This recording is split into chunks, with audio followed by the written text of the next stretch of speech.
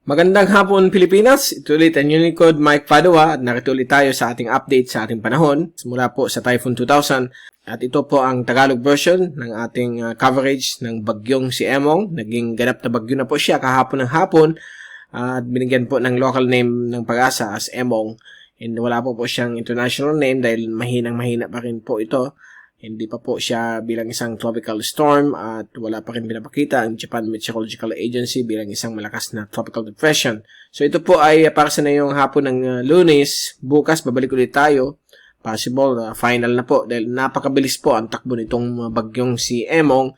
At kasalukuyan, pag titingnan natin yung fast animation, ayan po, papalapit na po siya sa isla po ng Batanes. Mga isla po yan sa Batanes at Babuing Cubao Islands at yung kanyang maliit na sirkulasyon ay pumasok na po. So nagbibigay na po ito ng mga ulan na may kasamang konting hangin sa bahagi nito ng Batanes. Kaya mayroon pong signal number 1 o wind signal number 1 sa Batanes, Cubao Islands kasama po ang northern tip of Cagayan.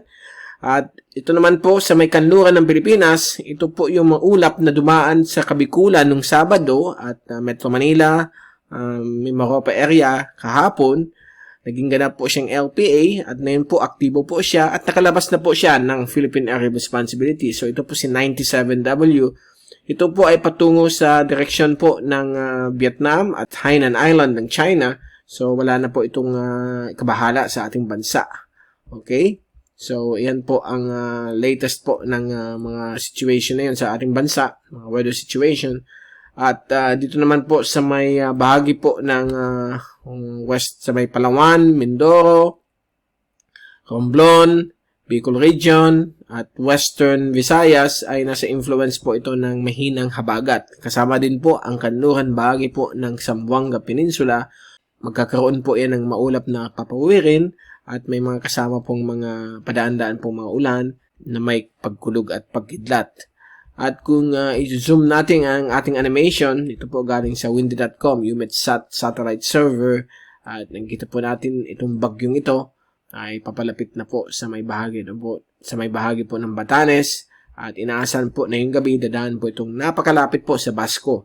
But ang mafe-feel po nila ay mga pabugso-bugsong ulan at may hangin po na pwedeng umawat po ng 50 to 75 kph.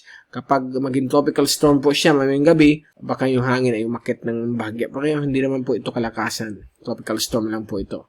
At ito naman po yung LPA na unti-unti pong nag-organized. Baka maging isang tropical depression po ito sa loob ng 24 oras.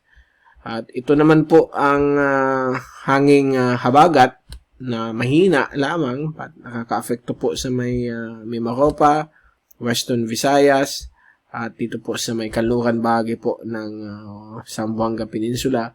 So ito po ang Kabikulan, so may mga padaan-daan din po dyan ng mga ulan, pero medyo kalat-kalat po siya. Minsan umaga, panandalian lang na medyo malakas, hinto, at sa hapon at gabi, inaasahan din po yan. Dahil po panahon na yun ng mga habagat, pag may bagyo talagang dumaan dyan, pati ang Bicol, apektado po dito mga ulan na dala ng habagat na nakakatulong po ito sa mga farmlands ng ating riyon at yun din po sa iba't ibang bahagi po ng ating bansa.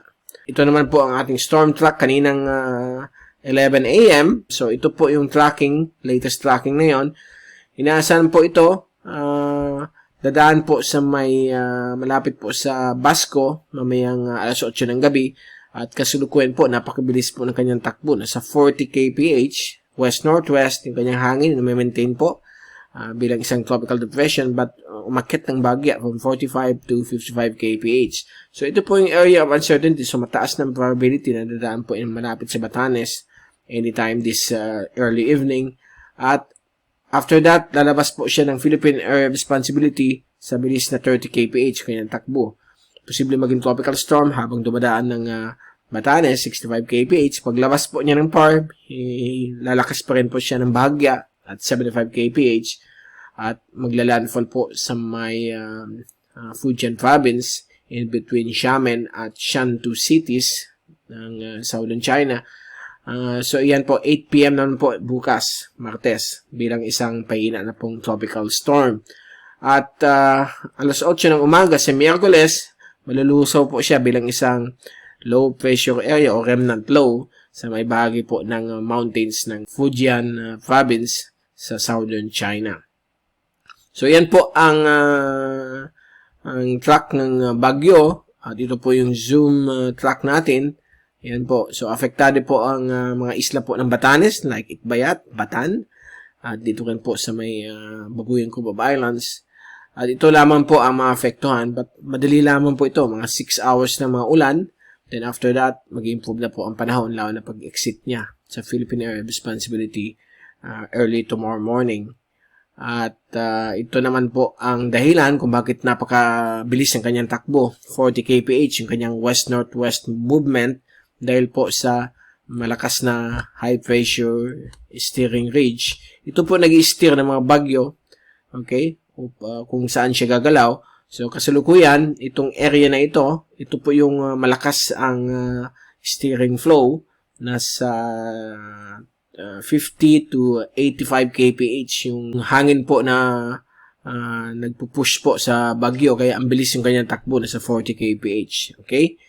At yan po ang dahilan kung bakit mabilis yung kanyang pagkilos. At ito naman po ang ating windy.com rainfall accumulation sa susunod na 3 araw hanggang Miyerkules. Inaasahan pa rin mga kalat-kalat na mga pag-ulan, lalo na po sa kanluran bahagi po ng ating bansa dahil sa mahina na habagat. At ang ibang bahagi ng ating bansa ay magkakaroon din po ang mga kalat-kalat na mga pag-ulan, lalo na sa hapon ng gabi. Dulot po ng mga convergence or mga localized thunderstorms. Ito naman po yung LPA na nagpapuulan din sa may bahagi po ng dagat Pilipinas at sa may South China Sea, habang ito ay tatahak patungo sa direksyon po ng Hainan Island at Vietnam. Okay, at ito naman po ating wind forecast mula sa American Model, courtesy of windy.com. So for the next 3 days, bukas po ng hapon, inaasahan po ang bagyo ay hina na po habang papalapit po sa Southern China. So hindi naman masyado pinapahina pa rin itong model na ito. But itong isang LPA dito ay medyo lumalakas habang lumalapit po sa Hainan Island at Vietnam. Ang Pilipinas po ay magkakaroon na po ang pagbuti ng panahon, although may mga afternoon o evening rain showers and thunderstorms pa rin na inaasahan. Variable winds po ang iiral po sa Kabisayaan at Mindanao. Samantala, ang kanluran bahagi po ng Pilipinas sa may Western Luzon, Mindoro at Palawan ay magkakaroon pa rin ng hangin mula sa timog at timog kanluran o mahinang habagat. Pagdating naman po ng Miyerkules, papalapit na po yung si LPA97W sa may coastal areas po ng Southern Hainan at ang area po ng Batanes ay magkakaroon po ng hangin mula sa timog silangan. Ang the rest of the Philippine Islands ay magkakaroon po ng variable winds, so inaasahan po ang mga pag-build up po ng mga localized thunderstorms dahil po medyo paakyat po ang hangin yan, ang convection, so mag-create po siya ng mga localized thunderstorms. Okay, so yan po ang ating latest sa bagyong si Emong. Panandalian lang po ito. By tomorrow morning, wala na po ito sa ating Philippine Area of Responsibility. So, tomorrow, babalik ulit tayo para ibigay sa inyo ang latest itong bagyong ito. At mula sa Typhoon 2000, ito si Mike Pado nagpapaalam. Mag-ingat po tayong lahat. May hashtag Weatherwiser. At maraming salamat po sa pagpanood nyo sa aking channel.